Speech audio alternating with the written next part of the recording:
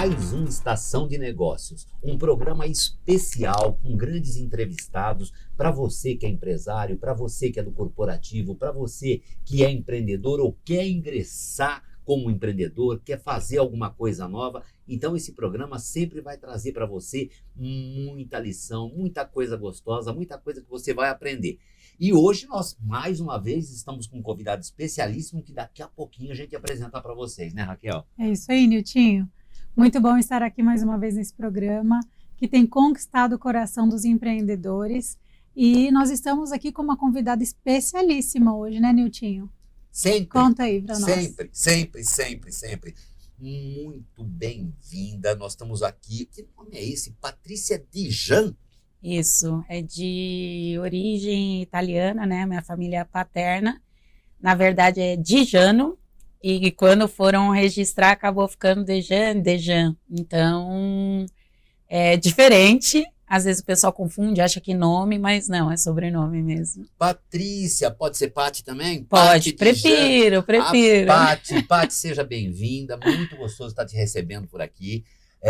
Eu sei que vai ser enriquecedor, porque a gente já conversou lá fora em making off, realmente tem muito assunto para falar, Sim. Tem muita coisa, e a gente quer começar logo de cara querendo descobrir quem é Pati Dijan. Por exemplo, se você tivesse que se apresentar para alguém que não te conhece, que nunca ouviu falar, como é que você apresentaria Pati Dijan? Bom, eu como pessoa, mãe de 2 filhos, comecei aí trabalhando com meu pai desde os 9 anos de idade. Amo dança no particular, né? Meu hobby é a dança. Polivalente, né? Que a gente que é mãe, tem filhos, empresária. Passei pelo food service também. Meus prioridades é família, os momentos com os meus filhos. E a minha missão é contribuir aí com as pessoas, e por mais que a pessoa ache que está para trás, sempre existe uma oportunidade e sempre existe aí um recomeço que pode ser uma história linda de sucesso. Ah, que legal, que resumo, né? Sim. E então conta pra gente um pouco da sua infância, das suas origens e da sua história, dos seus pais, sua família. Conta um pouquinho pra gente sobre Sou filha, né? O meu pai é paranaense, minha mãe é mineira. Uma boa e bela história típica de quem nasce em São Paulo, né? Que vem essa mistura de toda a região. E nasci no Ipiranga, né? Na verdade veio cada um de um lado e eu fui concebida e nasci aqui em São Paulo, no Ipiranga. Comecei a trabalhar com meu pai, como eu falei, aos 9 anos de idade. Meu pai foi inovador, inclusive. Ele vendia planos de assistência técnica eletrônica para clientes na época, como o antigo Mapping, Admap, que até hoje existe. Então, meu pai, naquele momento, ele já frequentava clientes grandes e de nome. E eu não sei se a profissão me escolheu ou eu escolhi a profissão, porque é o que eu amo fazer, tá na área comercial, essa parte de relacionamentos.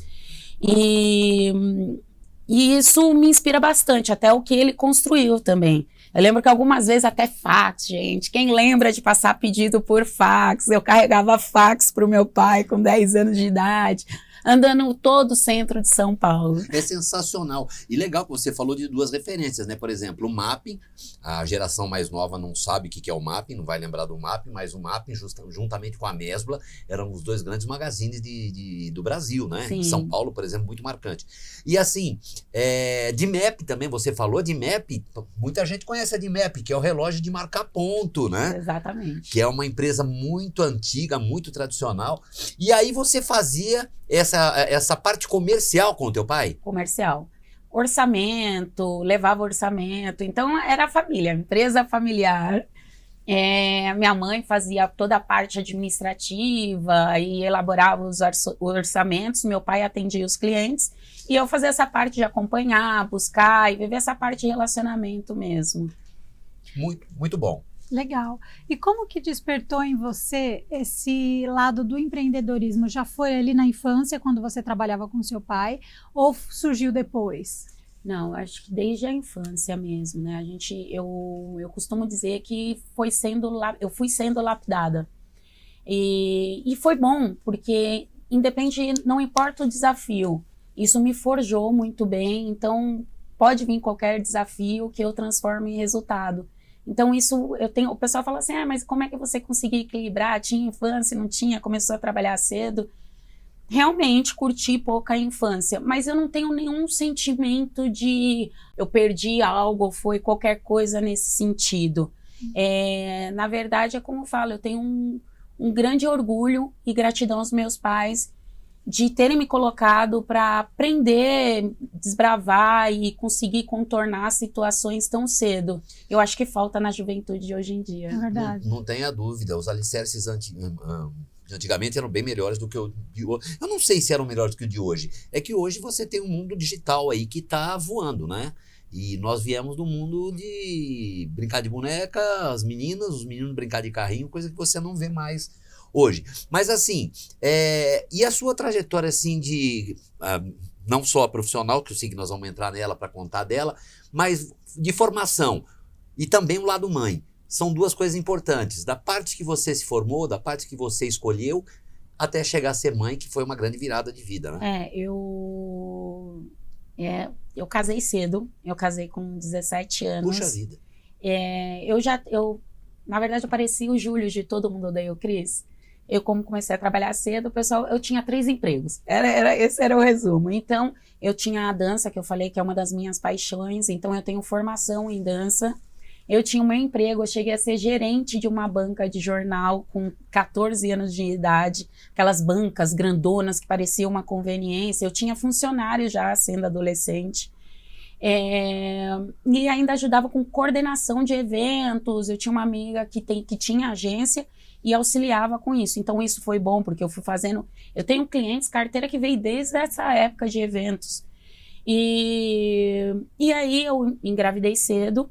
E o meu pai, foi um susto para o meu pai, ele falou assim, mas e a sua faculdade? Eu falei, pai, não é porque eu tô sendo mãe que eu tô morrendo. Então eu sim, faltava um pouquinho, às vezes, a gente sempre tem um tio, uma tia, alguém perto que ajuda. O meu foi na raça, né? O pai do meu filho, ele viajava a trabalho, então eu conciliava faculdade, trabalho, meu filho. Já teve vezes, sabe o filme A Procura da Felicidade? Sim. Então, tem uma cena lá que se passa eu choro, porque realmente teve situação que eu estava fazendo prova com meu filho no colo na faculdade e às vezes tinha que correr com ele para o banheiro e continuar fazendo. Então, os desafios assim, que me dá muito orgulho da história. E sim, eu falava assim, eu tenho que terminar minha faculdade quando meu filho tiver no máximo 7 anos, para ele nem lembrar que eu passava as noites estudando. Então, formei em administração de empresas. Nesse período também passei por indústrias farmacêuticas, onde foi uma escola sobre vendas, sobre a área comercial, propagandista, sobre a área comercial. E fiz cursos de empreendedorismo, curso de liderança, curso de gestão de vendas. E aí eu fui respirando e me preparando cada vez mais para essa área. Uau, que incrível! Na verdade, assim, ser mãe é um desafio, ser universitária é um desafio, ter um emprego e uma casa para cuidar é um desafio. Imagine juntar tudo isso, né? Sim, sim. Chega a ser uma loucura, né? Sim. Mas a mulher realmente tem essa força, né? E você realmente demonstra essa força, né? Que a mulher empreendedora tem, a mulher mãe, a mulher dona de casa. Então, essa versatilidade, né? Então, conta pra gente qual que foi o seu primeiro empreendimento, qual foi o seu primeiro negócio que você criou, que você tocou e como que foi essa jornada, essa trajetória?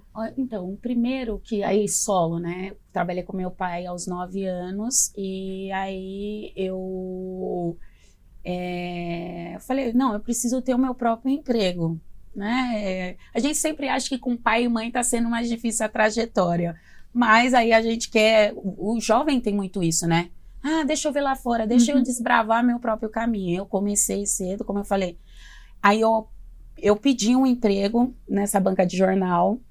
E aí ele falou assim, tudo bem, você vai começar aqui e começa como atendente. E depois eu fui conquistando. Aí uma hora eu estava cuidando de compras já. Adolescente, estava cuidando de compras.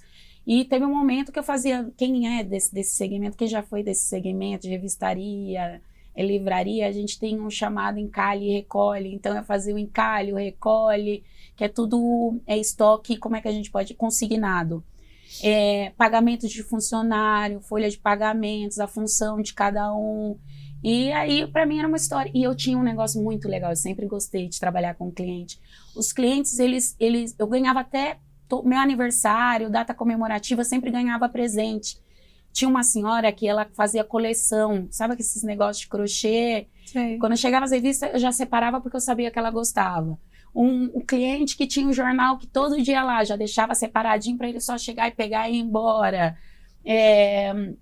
Colecionadores, revistas. Então, sempre eu fidelizava os clientes. Olha a visão que você tinha dos perfis, né? Então já tinha uma visão muito comercial e de empreendedora também, sim, né? E esse trato, assim, que não é só números, né? São pessoas. Então, era um carinho também, né? É o seu gosto, tá ok, a gente está aqui para atender bem e para ter você sempre junto aqui com a gente. Então, isso me dava uma satisfação já. E com tantas tarefas, a gente pode chamar que você já era uma gestora. Sim. Já era. Sim. Porque era gestão de negócios, você tinha que cuidar de tudo. Isso ela já começou empreendia... desde casa, porque tem um detalhe que eu não havia falado antes. Filha mais velha. Então, 2 irmãos, né? E aí as missões vinham para mim. Então, eu já tinha esse hábito já desde casa. Você já empreendia num CNPJ que não era seu, né? Só não era seu, mas você já empreendia nele. Muito bom. E pessoas assim, importantes que valeram a pena na sua vida profissional, assim, quem foram pessoas que influenciaram? Você já falou, o dono da banca foi um, né? Sim. O Arlindo foi uma das pessoas que me influenciou positivamente, né? O meu pai, dessa história, que ele já teve ele teve uma startup lá nos anos 90, que era venda de planos de assistência técnica eletrônica, super como se fosse um convênio. Né? Ele trabalhou na Sharp também. O meu pai, o meu primeiro chefe na banca de jornal, o Manuel Mateus também, que foi o meu gerente, meu diretor comercial na indústria alimentícia, na categoria de hambúrgueres. Eu tenho alguns cases, eu tenho o pessoal mesmo que é de açaí, eu fui uma das pioneiras das categorias de açaí. Então tudo isso foi em escola, inspiração, então tem esses cases, essas pessoas aí que me motivaram a ir cada vez mais longe. Tem uma pessoa também, a Cristiane Arcangeli. A história dela me inspira porque ela desbravou o mercado para mulher. E para a gente que é mulher no mercado, no ramo de negócios, é completamente desafiador. Então, o pessoal fala assim, mas mulher, ou quando é bonita, abre portas, mas não é o que te mantém lá. A mulher, normalmente, ela é mais testada e ela tem que provar 3 vezes mais resultado para justificar de estar lá e não ser por outros motivos, né? Dizerem que é por outros motivos. E a Cristiane Arcangeli, se eu não me engano, na história dela, eu vi um vídeo que me inspirou, que ela fala que teve momentos, ela estava trazendo grandes marcas para o Brasil, para uma distribuidora, através de uma distribuidora, e teve momentos que ela teve que falar que era um homem à frente para não falarem que era uma mulher que estava conduzindo o negócio. Por mais excelência que ela tinha no trabalho dela, ela tinha que ter essas atitudes. E melhorou muita coisa, ela foi uma desbravadora, abriu caminhos pra gente, mas ainda assim a gente encontra alguns obstáculos nesse sentido. Eu quero pegar carona com isso, porque você tocou num assunto muito importante, que ainda existe né? Que é um tabu, que é essa coisa do homem ganhar um salário maior do que o da mulher, o reconhecimento ainda da mulher, ele não é feito à altura, as coisas não são feitas de forma correta, né? Se brigam muito, se falam muito, mas eu vejo que pouco se faz. Não é proporcional. Exatamente. Nem o network, nem como o círculo de contatos se tratam. Eu tenho que agradecer as pessoas que eu conheço, o pessoal que é da minha área, um pessoal que eu conheço antigo, são donos de redes de supermercados, gente de indústria farmacêutica. Eu falo que todo o pessoal que eu tenho no meu network, por mais diferente que seja o negócio, eles todos se complementam, se fecham. Então tem gente desde fachada de logos, de redes famosas que fazem toda essa parte. Só que normalmente ainda assim, homem acaba ajudando outro homem, é mais fácil ajudar outro homem. A mulher, ela normalmente, não que o homem que não seja por competência, não é isso que eu quero dizer, mas é mais fácil deles criarem um vínculo mais forte, uma união mais forte, consolidar isso. A gente não, é sempre entregando resultados e provando por que entregou aqueles resultados. Será que tem alguma coisa com a questão materna? Então, você sabe que eu fiquei refletindo agora, será que tem a ver com o segmento? Porque, por exemplo, no meio publicitário não tem muito isso. As mulheres dentro do meio publicitário são até muito bem-vindas em algumas campanhas, em ideias.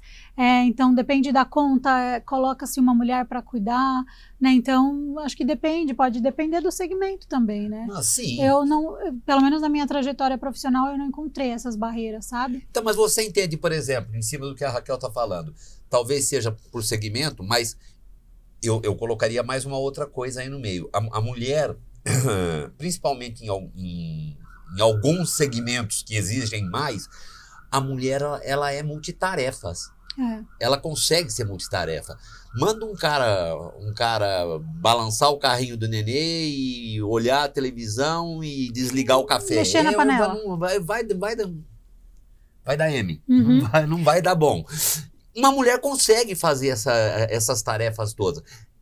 Qual lado que você enxerga mais? É por ser mulher, por ser... Então, todas as áreas, lógico, independente de ser, vai dar aptidão, de gosto, de paixão, profissional. Mas eu acredito que sim, o homem, normalmente ele é mais prático e focado. E a mulher, vamos supor, trazendo para o meu segmento, eu acho que a mulher ela tem uma preocupação maior com toda a cadeia. Então, ela vai pensar no negócio mais 360 graus. Sim. E o homem, ele vai ser mais objetivo. Mas isso tem que se complementar. Então, eu acho que se complementa. Não que um não dê para fazer a área do outro. Uhum. Mas eu acho que existe, sim, essas habilidades através também da forma, que nem você falou, né? Às vezes uma habilidade maior para ser multitarefas. E no nosso segmento, principalmente a área comercial alimentícia, porque o farmacêutico, o empresário da CIMED, o CEO da CIMED, ele mesmo fala, vendedor meu tem que cuidar de venda, estratégia de negócios. Então o farmacêutico, a pessoa que está lá para fazer a venda, ela vai cuidar da venda. O alimentício não. O alimentício, normalmente o profissional da área comercial alimentícia, ele acaba se envolvendo em produção, ele acaba se envolvendo em logística, ele acaba se envolvendo na cadeia como um todo.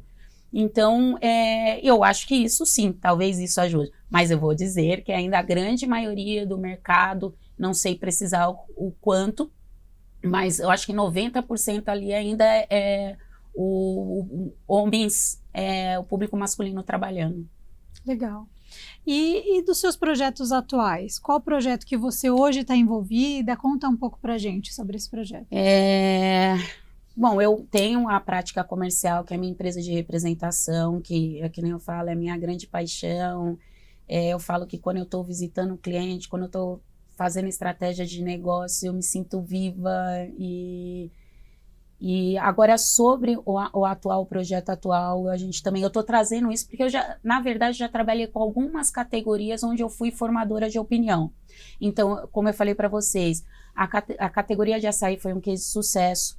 A gente tinha uma líder da indústria, que era, enfim, estava liderando o mercado ali, e eles falavam, nenhuma outra empresa que aparecer vai conseguir pegar a fatia da gente no mercado, porque todas elas, quando aparecem, não conseguem permanecer. E foi aí que desculpa, gente. Teria que desligar aqui. Vamos voltar de novo onde que eu parei? Foi aí? E foi aí que eu chegava para os clientes e falava, não, mas esse produto aqui não vende, a categoria de açaí, esse produto aqui não vende, porque estava acostumado mais a vender para o transformador. Então o pessoal achava que era só para quem malhava ou para casa de açaí. E aí eu chegava nos supermercados, ele falava, o produto aqui não vende. Eu falava, deixa eu trabalhar a categoria para você. Então eu acreditei no produto e eu apostei as minhas fichas. Quando a gente viu no ponto de venda, eu já tinha espaço maior na área de venda do que a líder. E tanto deu certo que foi até oferecido um contrato de não compete para mim, né? De não concorrência.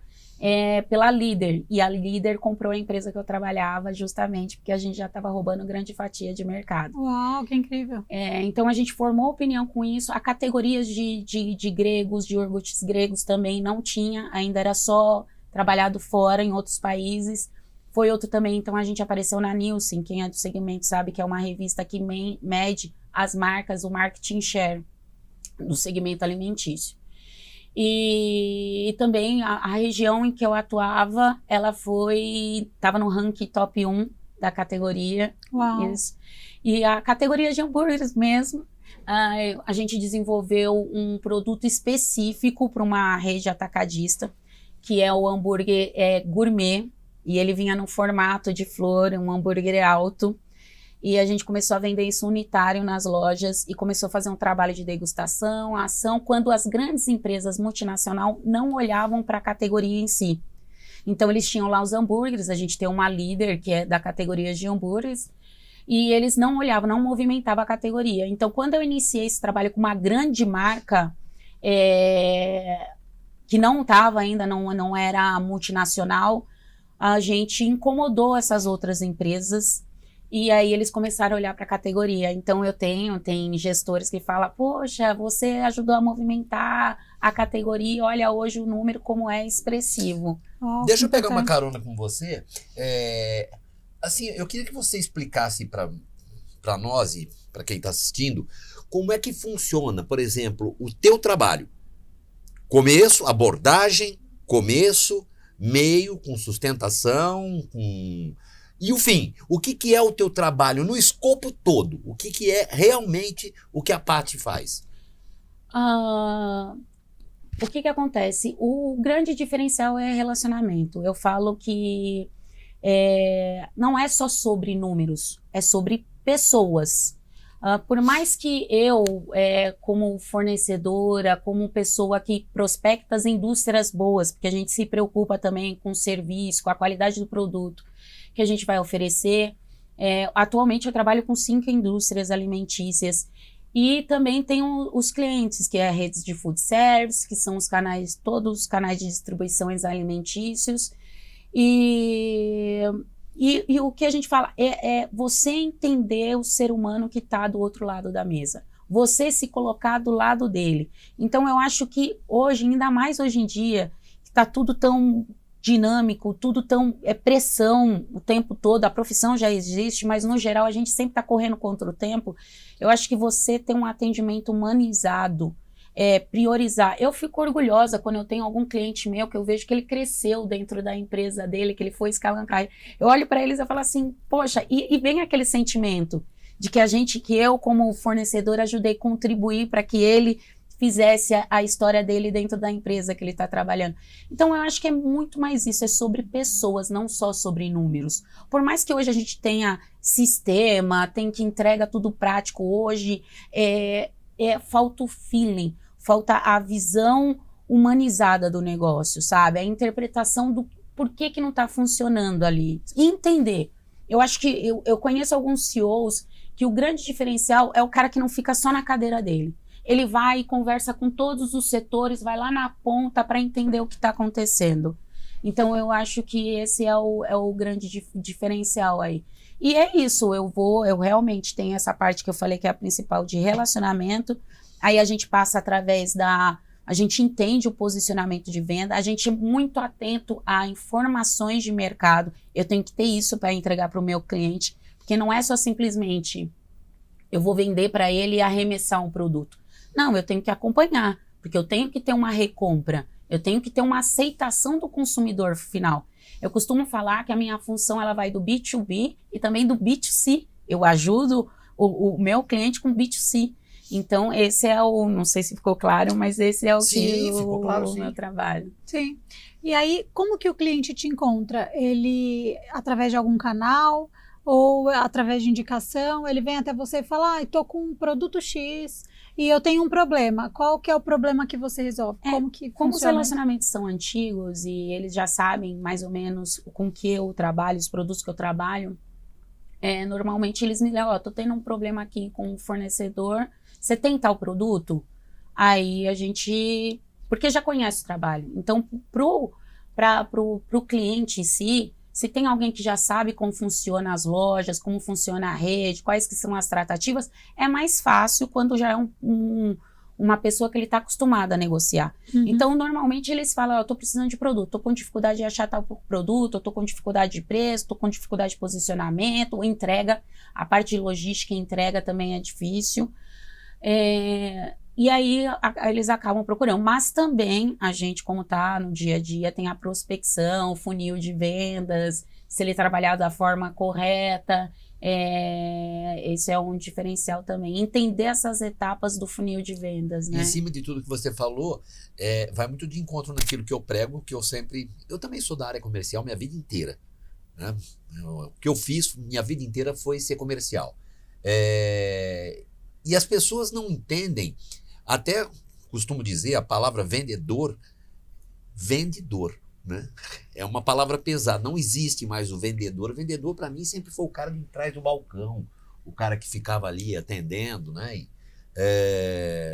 Tem um cara muito famoso, inclusive, vocês não vão lembrar, Gearonson, foi uma grande loja de magazine de São Paulo, e ele ficava no balcão até o final da vida dele, e foi uma grande marca. Hoje, por exemplo, o mercado exige consultores, pessoas que realmente entendam a dor, entendam a necessidade, a forma de trabalho e essa conexão. Como você busca? Conhecendo mesmo o cliente, né? Você tá a ouvir. Porque falavam antigamente que a técnica de venda era você falar, não, tem que aprender a ouvir. Então, quando você está ali atento à necessidade, não tem como dar errado. Você já ouviu falar do termo homem da cobra? Do quê? Homem da cobra? Não, qualquer...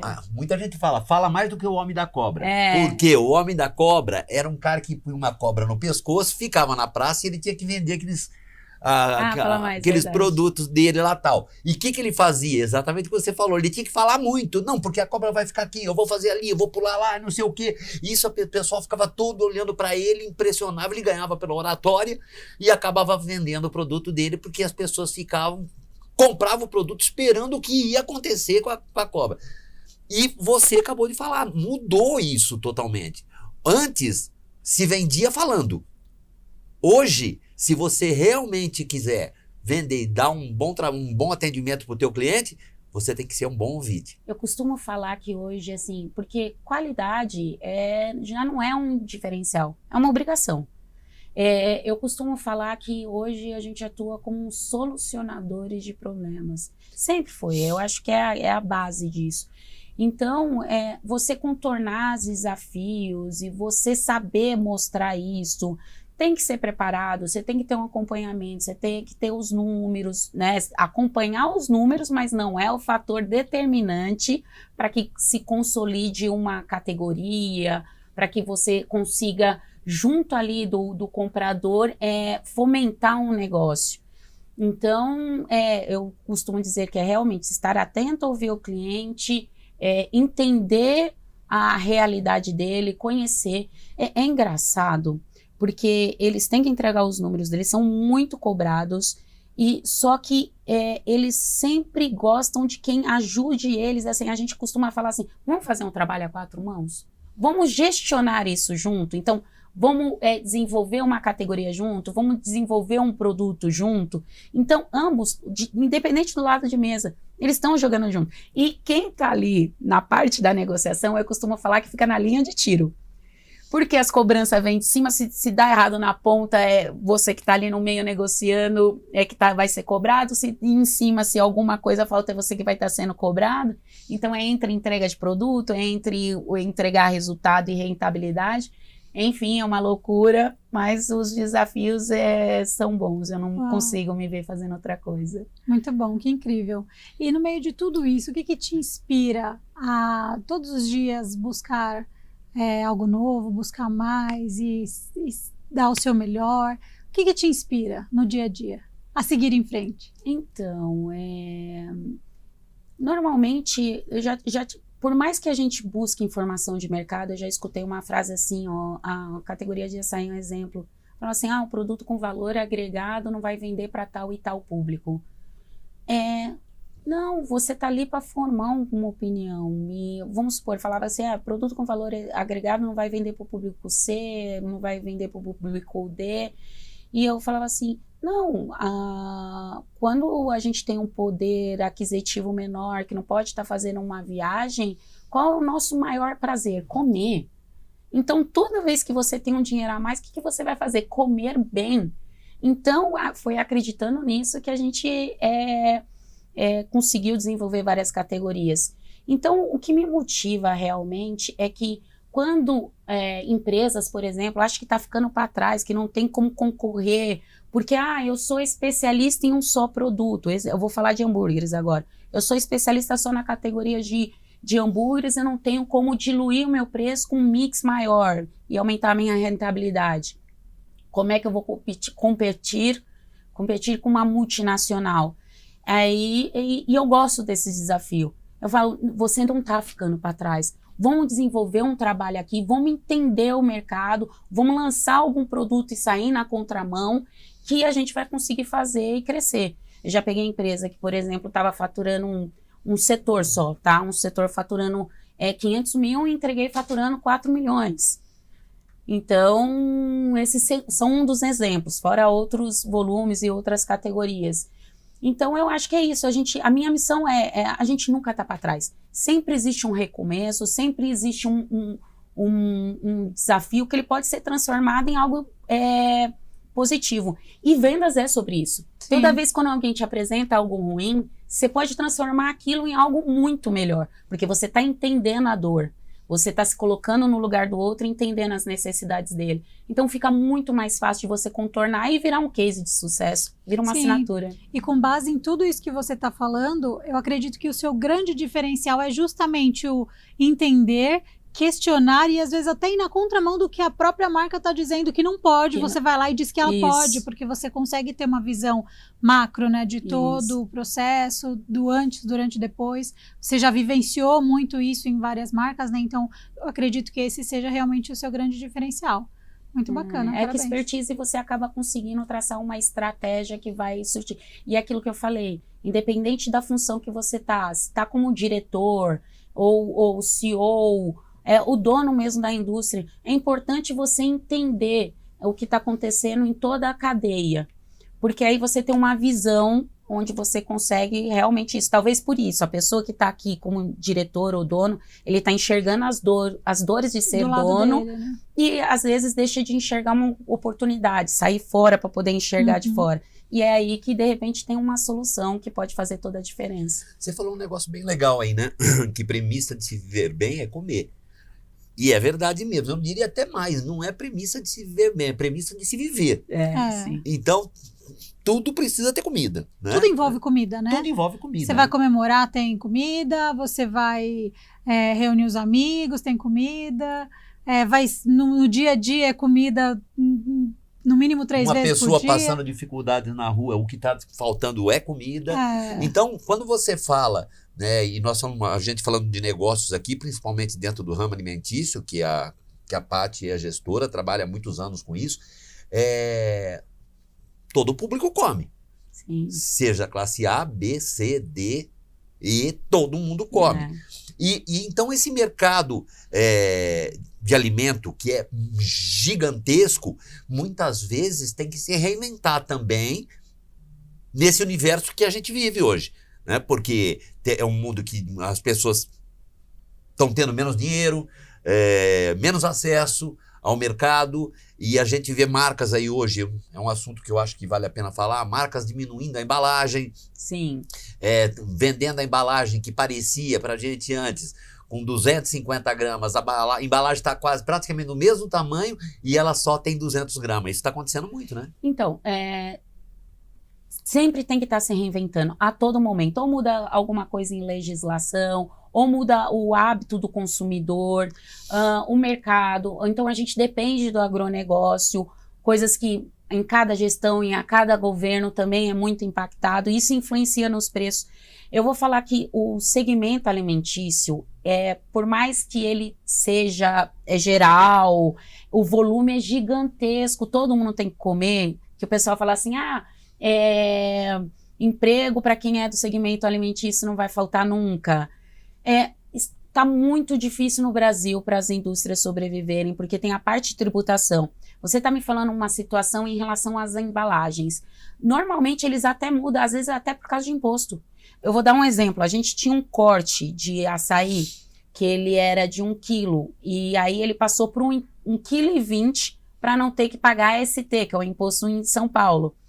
E então, isso o que acontece? Na ponta o produto ficava mais barato por ele ser 1,20 kg. Então, às vezes o pessoal não entende. Por que é quebrado o peso do produto?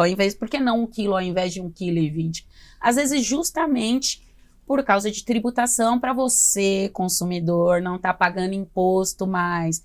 Então, o alimentício, ele é bem desafiador, porque a margem é muito menor do que outros segmentos, né? Se a gente vai para o farmacêutico, se a gente vai para outras categorias, construção. Só que ele ele é mais dinâmico, então você tem margem menor, porém você tem volume de venda. E um termômetro. Eu acho que quando eu falo que a gente que está na parte alimentícia, que a gente vive, né, da área alimentícia, eu acho que a gente consegue até ter uma visão melhor sobre política.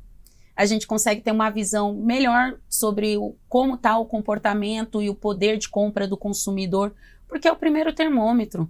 Então, se mexeu na parte de alimentos, diminuiu, caiu, as pessoas estão comendo menos, o ticket médio de quem passa no checkout, nos caixas, nas lojas, está menor, então isso é um grande termômetro. Então o poder de compra do consumidor, se caiu em alimentos, imagina no restante dos segmentos, vestuário, seja qual for. Então eu falo que é até o primeiro termômetro. É um grande termômetro. E com base nesses dados, como que se comporta o mercado? As empresas investem mais, menos, retrai? Como que se comporta? Você pode ter aí... Você perguntou se compra mais, menos? Com base nesses dados que vocês analisam. Vai entrar em crise, então todo mundo... compra menos. Compra menos. E como então, que se comporta o mercado? E o próprio consumidor. Então, notícias. Se sai notícia de que vai ter alguma mudança em relação a pagamentos... pensão ou qualquer coisa nesse sentido, impacta diretamente no hábito do consumidor. Ele já começa a comprar menos. Não é assim, a não ser a pandemia. A pandemia foi um período que as indústrias alimentícias venderam absurdos e os supermercados também. Só que depois que passou, muita empresa quebrou. Muita indústria quebrou depois no pós-pandemia. Porque aí as pessoas já voltaram com hábitos diferentes de compra. Então, hoje, a pessoa não vai mais no supermercado e enche o carrinho. Ela já faz uma compra mais consciente, mas é justamente isso, devido à economia. E a empresa, ela precisa. Quando você faz uma negociação de um tempo maior, vamos supor, eu como dono de indústria, se eu fecho um volume que não é só para um mês, é para 2 meses, por exemplo, eu consigo negociar melhor com os meus fornecedores. Então, embalagem, produto. Então, temos que sempre estar atento ao mercado. Porque se vai parte de proteínas, quando o Brasil exporta mais e fica muito mais caro o produto aqui, não é porque está mais caro porque as indústrias estão aumentando. Não, está mais caro porque está exportando. E aí, se eu tenho uma informação que teve um problema com carne em algum país, com a parte de proteína em algum país. Normalmente a indústria ela já compra antes a matéria-prima, porque sabe que os preços vão subir. E aí já negociar com o cliente também um tempo maior para conseguir o menor preço possível durante um tempo, tanto na ponta de venda, quanto também para a indústria negociar melhor com o cliente. Então, tem sim a parte de quando eu tenho uma informação de mercado, mas isso aí é ocasional, a gente sempre tem. Com carne acontece muito de alguns países terem problema e eles começarem a importar mais. E o Brasil é um dos maiores exportadores.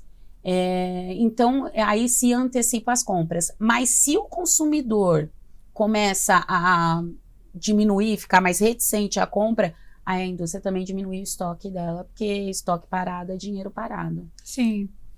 E em todos esses anos aí, em toda essa experiência com essa indústria alimentícia, conta pra gente alguma situação inusitada ou até engraçada que tenha acontecido. que nem eu falei das categorias que eu gostava de trabalhar, eu falava para os clientes, só confia em mim, eu te ajudo a fazer o negócio acontecer. Teve uma vez que não iam conseguir, foi sábado, tinha planejado todo o conforme histórico, que a gente acompanha histórico, às vezes a gente coloca uma margem um pouquinho maior no histórico de compra do cliente para uma ação no tabloide, no jornal. E tem uma rede na Zona Sul de São Paulo, Jardim Ângela, e essas lojas de bairro vendem muito, e estava com produto encartado no jornal e no sábado acabou o produto. E era para o caminhão fazer a entrega, o operador logístico fazer a entrega no cliente. Ele não ia conseguir fazer. E o carro que tinha quebrou, eu peguei o meu carro, eu sou do ABC, em São Paulo, e eu fui para Itapecerica, eu fui para Osasco pegar o produto, atravessei por dentro de Itapecerica da Serra com um monte de iogurtes dentro do carro e passei, eu não sei se vocês conhecem caminho de terra, tudo, para chegar a tempo antes de fechar o recebimento do cliente, para não faltar produto do jornal. Aí, enfim, eu furei o cárter do carro, eu acabei com o motor do carro. E não é um lugar, ali é um lugar perigoso. Quando eu parei no mecânico, falou, moça, consegui entregar o produto. Tá? Primeiro eu entreguei no cliente, depois o carro quebrou.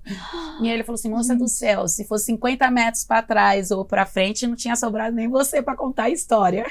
Essas são as histórias da nossa querida Paty. Agora vamos dar uma viradinha de chave aqui, porque eu quero perguntar para a Paty. Paty, o que te transformou numa influenciadora também, com tantos seguidores? Qual foi o caminho? Você quis fazer isso? Ou isso aconteceu? Não, aconteceu naturalmente. Isso aconteceu naturalmente. Eu percebia que toda vez quando eu ia conversar, ou quando eu ia explicar uma situação, igual que eu falei para os donos de indústria, eu falava assim, não, vamos acreditar, vamos apostar, vamos fazer tal estratégia ou com a visão. Então, as pessoas paravam para me escutar. E falar, tá, eu virei uma grande solucionadora de problemas, então sempre vim perguntar opinião, pedir um conselho, e então isso me motivou até também para a gente conseguir mostrar que é possível transformar dores em cases de sucesso. Então isso foi uma das minhas motivações, e começou natural por quê? Eu tinha feito lá no Instagram e minha avó é minha grande paixão, minha inspiração, então eu sempre coloquei coisa de família, as coisas que eu gostava mesmo, não importa o que os outros estavam fazendo, eu não ia pelo que os outros estavam fazendo, eu fazia o que eu gostava de traduzir de sentimento, de emoção, perspectivas de vida, então eu gostava de falar sobre isso.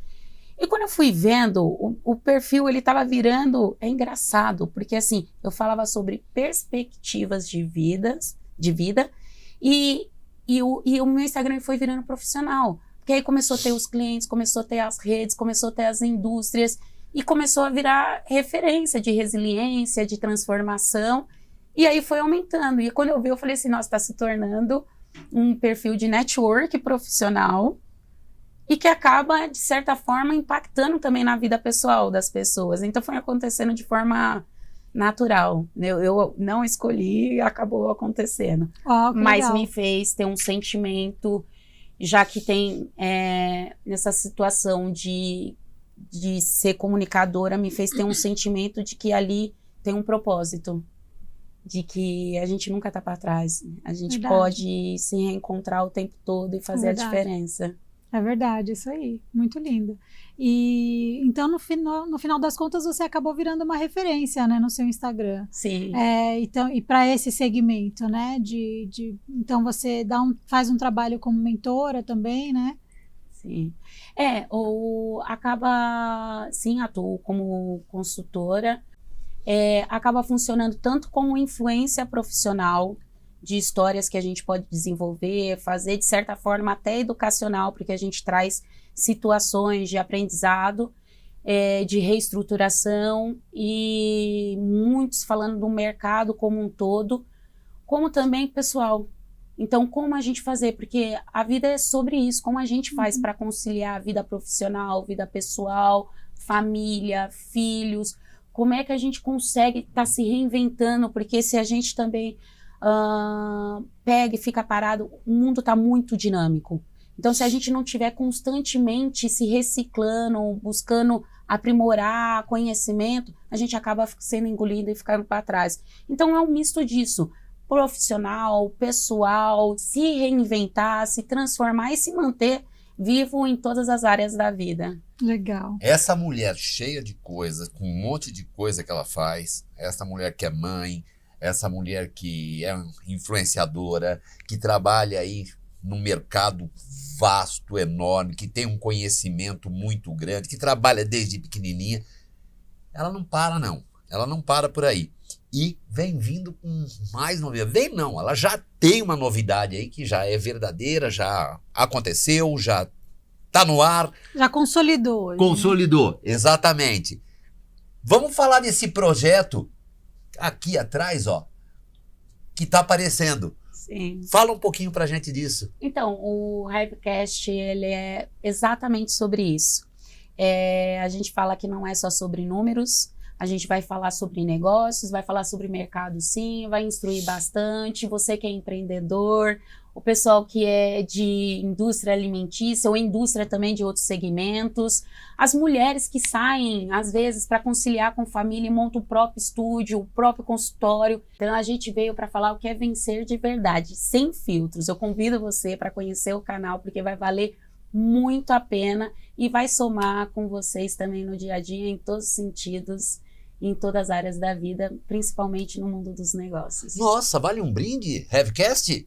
Vale um Vale brinde. um brinde. Vamos, Que projeto brinde. incrível, parabéns, viu, pelo seu Obrigada. projeto novo. Estou aqui, ó, abrindo quincas. Vamos brindar Vamos o sucesso lá. desse programa. Raquel Quincas aqui, ó. A Isis, A Isis. Ó. que é um chopp de vinho, né, Niltinho? Maravilhoso ele. Aí, produção. Eu vou abrir aqui. Eu tenho um amigo chato pra dedéu. Toda vez que ele vem aqui, ele toma todas as minhas Laura, o tal de Luiz França. Ele vem aqui, ele fica pendurado na geladeira o tempo todo. A hora que ele vai embora, eu só saio catando os vasilhames, assim, só as garrafinhas. Agora, hoje, que ele não tá, vou aproveitar e tomar a minha sozinho. Luiz França, seu cachorro. Aqui. Viva! Viva! Ao Hivecast! Viva o Ao Hivecast. Hivecast. E também agradecer também, a gente falou de pessoas que influenciam, que são inspiração, também quero agradecer ao Luiz França por me motivar também a seguir esse caminho e poder estar aqui trazendo informações para vocês. O Luiz Obrigado, França é um cara Luiz. sensacional, viu? Mas não leve ele a sério. Não tem como. Não leve. Você pode acompanhar o Luiz França aí nos canais. Esse é um comédia de verdade. Então, vamos brindar de novo. Vamos tomar um quincas, porque eu quero agora que você dê a dica final para quem está começando um negócio, começando uma carreira, começando a ser influencer, quer começar a fazer um programa, um podcast. Eu quero que você dê uma dica. O que na vida? Porque tudo na vida da gente é realização. Sim, Sonhos. sim. Vivemos dos sonhos e corremos atrás de outros sonhos. Sim. Então, quero que você deixe o teu recado. Falar até com emoção aqui, porque o importante é tentar. Não importa se você já tentou 1, 2, 3 vezes e falhou. Cada passagem é um aprendizado, cada coisa vai te lapidando cada vez mais. O importante é tentar. A gente estava falando aqui de tentar conciliar vários cenários. Só comece. Não importa quantas coisas você tem que realizar no dia, não importa se você tem que ser polivalente, só comece. Seja visto. Esteja sempre em contato, fale com pessoas, que você sempre vai chegar no seu objetivo. Se você, tem uma frase que fala assim, se você conseguiu sonhar, você consegue realizar, mas você precisa tentar. É isso, gente. Então lá, e-mail ou áudio de 5 minutos? E-mail, áudio de 5 minutos? Áudio de 5 minutos. Eu prefiro áudio de 5 minutos. Reality show ou documentário de negócios? Reality show, documentário de negócios. Reunião presencial ou de pijama no Zoom? Reunião presencial. Eu sou do tete a tete. Resolver tudo sozinho ou delegar com fé? Um misto. Um misto. O bom tem que saber delegar, mas tem coisas que é tão imediata que você precisa entregar um resultado, que eu falo de dinamismo do setor, que aí não tem que ser um misto. É que nem eu falo, você tem que acompanhar, você tem que delegar e acompanhar. Pronto. Boa. Que pena. Tá acabando mais uma Estação de Negócios. Paty, muito obrigado. Obrigada, eu que agradeço. Muito legal te receber aqui. Eu que agradeço. Esse programa que você criou é enriquecedor. Assistimos aqui a gravação do primeiro capítulo. Sim, muito legal. Tenho certeza que ele vai arrebentar e a gente vai estar junto com você nesse sucesso. Sim. Obrigado por ter vindo. Eu que agradeço. Satisfação de estar aqui com vocês. Paty, parabéns pela jornada. Eu acredito que o segredo está em quem faz, e você é a pessoa que faz. Então, parabéns por esses 25 anos, por toda essa trajetória tão inspiradora. Mulheres empreendedoras inspiram outras mulheres empreendedoras e que às vezes não são, mas querem ser. Sim. Então, você é uma inspiração para muitas mulheres que estão te assistindo hoje. Então, parabéns, muitíssimo obrigada. Eu que agradeço. Gratidão por receber você aqui hoje. Estação de Negócios vai ficando por aqui. Foi muito bom hoje, foi muito gostoso, um papo descolado, onde aprendemos mais um monte de coisa. Eu, por exemplo, a cada programa, a Raquel também, a gente aprende muito aqui. Então fique ligadinho, vem já já outro programa rico de informações, onde você vai poder agregar muitos valores aí naquilo que você pretende fazer ou naquilo que você já faz. Estação de Negócio fica por aqui. Grande beijo, fica com Deus e até a próxima.